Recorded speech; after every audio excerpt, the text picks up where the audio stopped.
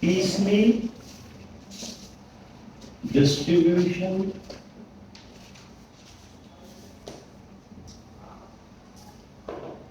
of cash. Okay, piecemeal distribution of cash. Okay, what do you mean by piecemeal? अब ये chapter जो piecemeal distribution of cash है, this is connected with a topic which you have studied in SYJC Commerce second year junior college में. Okay, किससे connected है? With the chapter distribution of partnership firm. Distribution of partnership firm इस chapter से connected है. Same वही topic है, फर्क क्या है? Okay, what is the difference? चलो पहले तो डिसोल्यूशन को समझते हैं क्योंकि ये भी डिसोल्यूशन ही है. ओके ना, बट ये प्रैक्टिकल है, ये प्रैक्टिकल नहीं है. What was dissolution? Basically dissolution was nothing but closure of the partnership firm, है ना. बिजनेस बंद करने को, ताला मारने को क्या बोलते हैं? डिसोल्यूशन बोलते हैं, है ना. बिजनेस बंद करने को या शट डाउन करने को डिसोल्यूशन बोलते हैं. ओके ना. अब there are n number of reason why a firm can get dissolve. बहुत सारी वजह है जिसकी वजह से पार्टनरशिप फर्म क्या हो सकती है? डिसॉल्व हो सकती है. और बहुत सारी वजह क्या, जिसमें से one of the major reason can be death of one of the partners, है ना. कोई पार्टनर मर गया, बाकी के पार्टनर कंटिन्यू नहीं करना चाहते, they can dissolve the firm.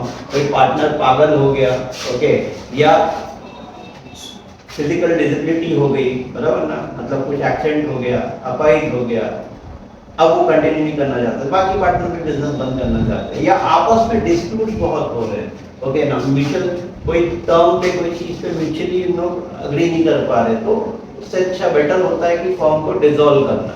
Okay ना, तो that is called as what? Dissolution of partnership firm, बराबर है. अच्छा, बिफोर डिसोल्यूशन 12th में तो तुमने डिटेल में देखा था कि जैसे बिजनेस शुरू होता है खत्म भी वैसे ही होता है. मतलब क्या, बिजनेस शुरू कैसे होता है? विद एसेट्स से. बिजनेस में एसेट्स आते हैं, at the same time liabilities आते हैं, बराबर है. Your asset will grow, your liabilities will also grow. लेकिन जब बिजनेस को ताला मारोगे तो what will happen? You sell the asset and you pay off the liability. अब जैसे यहाँ पे ये तुम लोग एक अकाउंट बनाते थे जिसका नाम था रियलाइजेशन अकाउंट. क्या नाम था? Realisation account. रियलाइजेशन अकाउंट नाम था. अब if you remember this realization account, ये टी मतलब लेजर अकाउंट बनता था. Debit side, credit side. Debit side में you used to write all the sundry asset transfer करते थे. क्रेडिट साइड में you used to write all the sundry liabilities, है ना. सन्ड्री का मतलब क्या होता है? Total of all the assets and total of all the liabilities. मतलब जितने भी एसेट्स है, land and building, plant and machinery, furniture, motor car, सब लिखते थे तुम लोग, बराबर है. तो यहाँ सारे एसेट ट्रांसफर करते थे, यहाँ सारी लायबिलिटीज ट्रांसफर करते थे. अब आफ्टर दिस क्या होता था? ये ट्रांसफर स्टेप के बाद में क्या आता था? You used to sell all your assets. सारे एसेट्स बेचते थे. ये बेचते थे तो क्या एंट्री आती थी? Cash and bank account debit to realisation, बराबर है. और पार्टनर लेके गया तो पार्टनर्स कैपिटल आता था. पार्टनर्स कैपिटल और कैश एंड बैंक. अगर पार्टनर लेके गया तो पार्टनर्स कैपिटल, बेचेंगे तो realization, sorry cash and bank. ठीक है, मतलब एसेट बेचोगे, at the same time you used to pay the liability. तो लायबिलिटीज भी वैसी, पार्टनर लेके जाएगा, पार्टनर्स कैपिटल, पे ऑफ करेंगे तो क्या लिखोगे? टू कैश एंड बैंक, बराबर है. फिर उसके बाद में क्या करते थे? क्लोज करते थे. Difference used to be what? Your profit or loss of your realization which used to get transferred to your partner's capital. बराबर है? Okay, I am not going in detail of that because that you have already done. Okay, अब why I am discussing this? ये क्यों मैंने बना के बताया? अब अगर मान लो आज मैं मेरी क्लास या बिजनेस बंद करता हूँ, ठीक है? Okay, क्या प्रैक्टिकली पॉसिबल है कि मैं सारे एसेट एक साथ में एक ही दिन पे बेच दूँ? नहीं. क्या मैं सारी लाइफ, जब सारे एसेट एक साथ में नहीं बिकेंगे तो मेरे पास पैसा भी एक साथ में नहीं आएगा. तो क्या सारी लायबिलिटीज भी मैं एक साथ में पे कर सकता हूँ? No, not possible at all.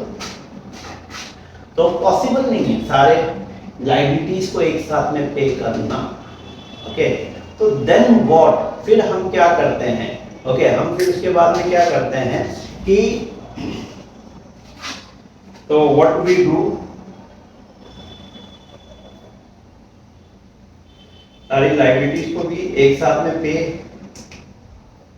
एक साथ में सारी लाइबिलिटीज हम लोग पे नहीं कर सकते, because we don't sell the asset together, we don't pay the liabilities also together in real life. What we do, real life में हम क्या करते हैं, रियल लाइफ में हम क्या करते हैं, we sell the asset slowly slowly, हम थोड़ा थोड़ा करके,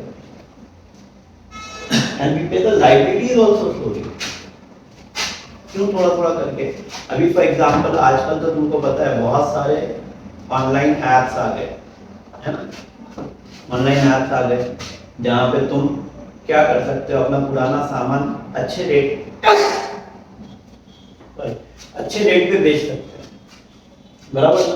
कि पहले से मुझे मालूम है, ऐसा होता है बिजनेस बंद करने से पहले एक अंदाज हो जाता है कि बंद करना है, तो 5-6 महीना पहले से I will start the listing of my asset. मैं थोड़ा थोड़ा ऐप, मतलब जो है कौन से ऐप है, OLX है, क्विकर है, जहाँ पे पुराना सामान बिकता है। जैसे मैं अगर क्लास बंद करना चाहता हूँ तो कोई चालू करना चाहता है, मैं पुराना फर्नीचर बेचना चाहता रहूँगा तो कोई शुरू करना चाहता रहेगा। अच्छा, नॉट नेसेसरी कि OLX, हमारा खुद का भी एक प्लेटफॉर्म है जहाँ वी ऑल आर टुगेदर। तो व्हाट वी कैन डू, यहाँ पे हम लोग का एक ग्रुप है जहाँ पे हम लोग वहाँ पे अपने रिक्वायरमेंट्स डालते हैं, ओके, उसमें सब चीज़ की रिक्वायरमेंट्स आ जाती है, ओके ना, हमारा फर्नीचर वगैरह भी हम वहाँ पे डाल सकते हैं, तो we get a better price for our asset.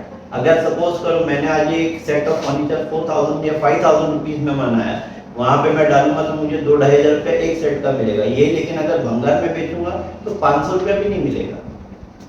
Getting my point? अगर मेरा सारा फर्नीचर मिला के 3 लाख रुपए का है, ओके, अगर मैं सेकेंड हैंड ऐसे बेचूंगा तो मुझे कम से कम 1-1.5 लाख रुपया, एटलीस्ट 1 लाख रुपया तो मिल ही जाएगा। 30-40% of my amount will get recover. लेकिन अगर मैं ये स्क्रैप में बेचूंगा तो भंगार वाला क्या देगा, हार्डली 5000, 10000, 15000 या 20000 रुपए देगा, मतलब क्या, totally it will be a loss. Getting it? So what we do, we sell the assets slowly. So same way we pay the liabilities also slowly, and that is only called as what? Piecemeal distribution of cash. That clear? So what is piecemeal distribution of cash? सबको समझ में आ गया क्या? It is nothing but distribution only. But what we do, we sell the assets slowly, we pay off the liabilities slowly, and that is only called as what? Piecemeal distribution of cash. ठीक है? अच्छा, अब now यहाँ पे there is a order of payment, वो chart हमको याद करना है। अगर वो याद हो गया तो ये चैप्टर आ जाएगा, ठीक है? ऑर्डर ऑफ पेमेंट याद करना है। अच्छा, मेनली ये चैप्टर पेमेंट से कनेक्टेड है। किससे कनेक्टेड है? पेमेंट। एसेट तो बिक जाएगा, एसेट बिकने का कोई टेंशन नहीं है। How to make the payment, how to pay the liabilities, है ना? तो वो कैसे पे करना है, वो एक बार वो चार्ट या ऑर्डर समझ में आ जाएगा तो चैप्टर समझ में आ जाएगा, ठीक है? Let's begin with it.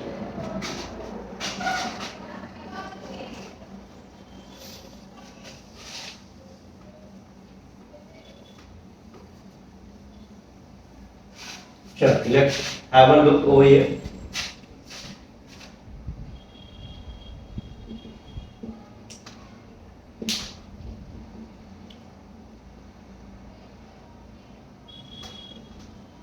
Realization expenses plus your liability.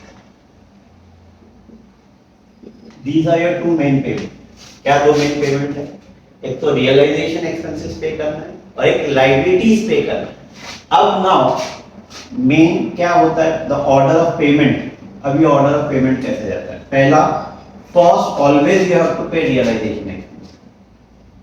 या instead of writing realisation expenses plus liabilities, I can write payments मैं लिख सकता हूँ, वो ज्यादा बेटर रहेगा कि payments of two type then realisation expenses plus liabilities. Okay, payment लिखते हैं, कैसा पे करना है पेमेंट्स। तो पेमेंट्स ऑफ टू टाइप, सबसे पहला रियलाइजेशन एक्सपेंसेस पे करेंगे। क्या पे करेंगे? Realisation expenses. क्लियर है? फिर उसके बाद में नेक्स्ट क्या आएगा, तुम्हारी लायबिलिटीज आएगी। क्या आएगी? लायबिलिटीज। अब liabilities are further classified into two part, external liabilities and internal liabilities. External liabilities plus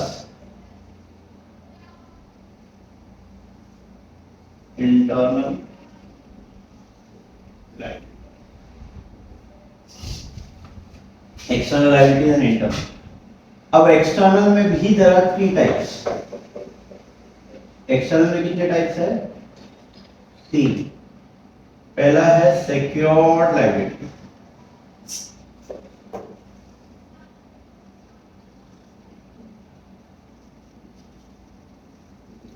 दूसरा है प्रेफरेंशियल लायबिलिटी, तीसरा है अनसिक्योर्ड लायबिलिटीज।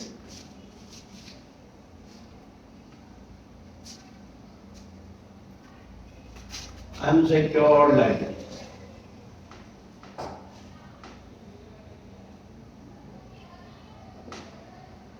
Internal में there are 2 types. Internal में 2 टाइप है। What are those 2 types? Partners loan and partners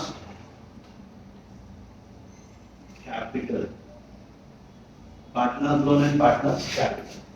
This is your order of payment. अब ये तुम्हारा ऑर्डर ऑफ पेमेंट की है, ये फर्स्ट ऑर्डर है। क्योंकि ये कैसा है, जैसे कि एग्जांपल से लेते हैं, सपोज मैंने डिसाइड किया मैं ये क्लास बंद करूंगा, तो ये सारे फर्नीचर मैं क्या करूंगा, ओके, गोरेगांव फर्नीचर का बहुत बड़ा मार्केट है, सेकेंड हैंड फर्नीचर का मार्केट है, मैं सारे फर्नीचर वहां लेके जाऊंगा, तो मैं एक ट्रक या टेम्पो बुलाऊंगा जहाँ पे मैं नीचे जाके वर्कर आएगा, सारे फर्नीचर यहाँ से निकाल के टेम्पो या ट्रक में डालेगा। जैसे ही गोरेगांव मार्केट में पहुंचेगा वहां पे वो फर्नीचर अनलोड करेगा तो ट्रक वाला कॉलर पकड़ेगा, बोलेगा मेरा पैसा, बराबर ना। तो जब बिजनेस बंद होता है, ताला मारते हैं, तो सबसे पहला जो खर्चा होता है for realising the asset is called as what?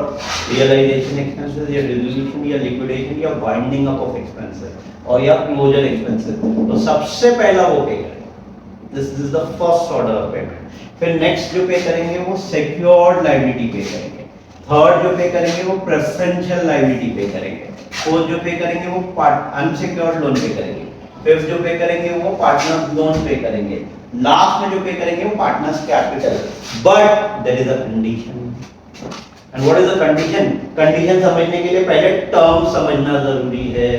What are the terms? Let us understand that. What do you mean by secured liability? अब यहाँ पे सपोज करो विजय बैठा हुआ, विजय है, suppose this fellow Vijay, okay, मैंने विजय से 1 लाख रुपए उधार लिया, विजय को बोला मुझे 1 लाख रुपए उधार दो, इसने पूछा व्हाट इज द सिक्योरिटी, मैंने बोला एसी तेरे नाम पे गिरवी रख देता हूँ, बराबर है। तो दैट मींस व्हाट, ये जो मैंने लोन लिया या उधार लिया, is it backed by certain asset? Yes. अगर मैं पैसा नहीं दूंगा तो विजय क्या करेगा, ये एसी बेच के अपना पैसा रिकवर कर लेगा। तो those liabilities are called as what? Secured liability. Normally a bank loan, bank कोई रिश्तेदार नहीं है कि फ्री में किसी को भी लोन देती है, तो बैंक लोन लेने जाओ, bank will ask for certain thing as security, तो द ब्रैकेट में वर्ड आएगा बैलेंस शीट के अंदर, secured by, secured या pledge या hypothecation or mortgage. These are the different terms which will be used. Okay, secured by land and building या pledge by pledge of plant and machinery, pledge या hypothecation या mortgage. These are legal terms. Okay, but हमारे लिए इतना वो legality पे जाना नहीं है। हमारे लिए what is important? More important is what? कि these are secured liabilities. Okay ना? तो हम क्या करेंगे, सेकंड क्या पे करेंगे, सिक्योर्ड लायबिलिटी पे करेंगे on the condition if the secured asset is sold. अगर सिक्योर्ड एसेट बिका तो ये सेकंड है, सिक्योर्ड एसेट बिका तो ये सेकंड नहीं रहेगा। फिर क्या रहेगा, विल डिस्कस दैट। अच्छा, हम अब अपने एग्जांपल में अज्यूम करते हैं कि पहले सिक्योर्ड लायबिलिटी, सिक्योर्ड एसेट बिका तो ये सेकंड हो जाएगा। फिर नेक्स्ट आ जाओ प्रेफरेंशियल लायबिलिटी। ये what do you mean by preferential liability? Preferential liabilities are those liabilities which are towards the government and employees. जो गवर्नमेंट का ड्यूज है या एम्प्लॉइज का ड्यूज है, क्योंकि बिजनेस को जब ताला मार रहा है तो गवर्नमेंट भी आके खड़ी हो जाएगी, भाई तुमने इनकम टैक्स नहीं भरा, तुमने सेल्स टैक्स नहीं भरा, तुमने, है ना, तुम्हारा ये गवर्नमेंट ड्यूज बाकी है। ओके, और गवर्नमेंट क्या बोलती है, हमारा पैसा पहले, क्योंकि अगर तुम पैसा टाइम पे दोगे तो हम देश चला सकेंगे, नहीं टाइम पे दोगे तो देश नहीं चलेगा। इसके लिए हाँ, लेकिन सिक्योर्ड एसेट वाला तो वो ही स्मार्ट, क्योंकि बोलेगा मेरा एसेट बिका तो मुझे मेरी पहले लायबिलिटीज क्लियर चाहिए, तो वो पहले लेके चला जाएगा अगर सिक्योर्ड एसेट बिका तो। अगर सिक्योर्ड एसेट नहीं बिका तो नेचुरली पहला रियलाइजेशन एक्सपेंसेस पे करेंगे, फिर क्या पे करेंगे, प्रेफरेंशियल, फिर ये सेकंड हो जाए। कब, अगर सिक्योर्ड एसेट नहीं बिका तो। लेकिन अगर सिक्योर्ड एसेट बिका तो ये सेकंड, ये थर्ड आया। अब थर्ड में क्या बताया मैंने, प्रेफरेंशियल लायबिलिटीज में क्या एक्सप्लेन किया, the dues of the government and employees. Employees का पैसा भी प्रेफरेंशियल लायबिलिटीज में आता है। ओके, एम्प्लॉइज का पैसा मतलब क्या, जैसे कि कोई आउटस्टैंडिंग सैलरी है या वेजेस है या बोनस है या पीएफ का पैसा बाकी है, गवर्नमेंट क्या बोलती है, तुम हमारा पैसा टाइम पे दोगे तो देश चलेगा, और एम्प्लॉय का पैसा टाइम पे दोगे तो उसका घर चलेगा, ये लॉजिक है। इसके लिए एम्प्लॉइज का ड्यूज भी प्रेफरेंशियल लायबिलिटीज में आता है। Is it clear everyone? Next is unsecured liability. Yeah, unsecured liabilities are very simple. Creditor है, bills payable है, तुम्हारा outstanding expenses है, that are what unsecured in nature. Where no security है, we have taken. Okay, मतलब हमने क्या किया, कोई security नहीं दिया. Okay, उनसे उधार मतलब डीलिंग करते हैं, पैसा देना बाकी है, but we have not offered anything as security. So that are called as what? Unsecured liabilities. आया? तो पहला क्या पे करेंगे, रियलाइजेशन। दूसरा क्या पे करेंगे, एक्सटर्नल। एक्सटर्नल में भी पहला क्या, secured liability if the secured asset is sold, then preferential, then unsecured liability. अच्छा, अब आ जाओ घर वालों की बात। तो घर वालों का, अब घर वालों में भी दो चीज है। ओके, एक होता है कैपिटल और एक होता है partners loan. What is partners loan? Partners capital क्या, the amount of money invested by the partners into the business is called as partners capital। और उसके ऊपर अगर कुछ एक्स्ट्रा पैसे की जरूरत लगी तो पार्टनर ने और एक्स्ट्रा कंट्रीब्यूट किया over and above the capital, that is called as loan. इसके लिए पहले लोन पे करना जरूरी है, फिर पार्टनर्स कैपिटल पे करना जरूरी है। Is it clear? Is it clear? एक रफ ऑर्डर समझ में आ रहा है? एक रफ ऑर्डर वो तो जब सॉल्व करेंगे, दो तीन प्रॉब्लम सॉल्व करेंगे तो जाके पिक्चर एकदम एग्जैक्टली क्लियर होएगा कि how this chapter is to be solve. लेकिन ये टेबल सबसे क्रूशियल और सबसे इंपॉर्टेंट है। ओके, पहला क्या पे करते हैं हम लोग, पेमेंट में सबसे पहला क्या, रियलाइजेशन, फिर क्या, एक्सटर्नल लायबिलिटी। एक्सटर्नल में पहला secured liability if the secured asset is sold. Okay, preferential liability next, then partners, unsecured liability, then partners loan and then partners capital. अच्छा, अब इधर सुन लो, इसमें दो टेबल बनते हैं। There are two part to this solution, मतलब इसके दो सॉल्यूशन होते हैं। एक यहाँ तक एक वॉल है, मतलब ये इसका ऑर्डर, इसका नॉर्मल वे है। पार्टनर्स को पे करने का एक अलग तरीका है। ओके, पार्टनर्स को पे करने का क्या है, एक अलग वे है। ओके ना, जिसके लिए हमको एक छोटा सा वर्किंग बनाना पड़ता है, इसको बोलते हैं स्टेटमेंट शोइंग सरप्लस या एक्सेस कैपिटल। क्या बनाते हैं हम लोग, स्टेटमेंट शोइंग सरप्लस या excess capital. That statement shows how you are supposed to pay the partner. अब इसका एक खाली रफ लॉजिक बताता हूं। ए बी सी तीन पार्टनर है। ए ने 3 लाख रुपया लगाया, इसने 2 लाख रुपया लगाया, इसने 1 लाख रुपया लगाया, बट तीनों का रेशियो इक्वल है। तीनों का रेशियो क्या है, इक्वल है। Don't you think so? अगर मैं तीनों को ही 1-1 लाख रुपया पे करूं तो is it justified over here? No. Why no? Because the ratios are equal. इसने कितना एक्स्ट्रा लगाया, ये बेस है, इसने कितना एक्स्ट्रा लगाया, इसके कंपैरिजन में 2 लाख एक्स्ट्रा लगाया। इसने कितना एक्स्ट्रा लगाया, 1 लाख रुपया एक्स्ट्रा लगाया इसके कंपैरिजन में, है ना? ये तो जीरो है।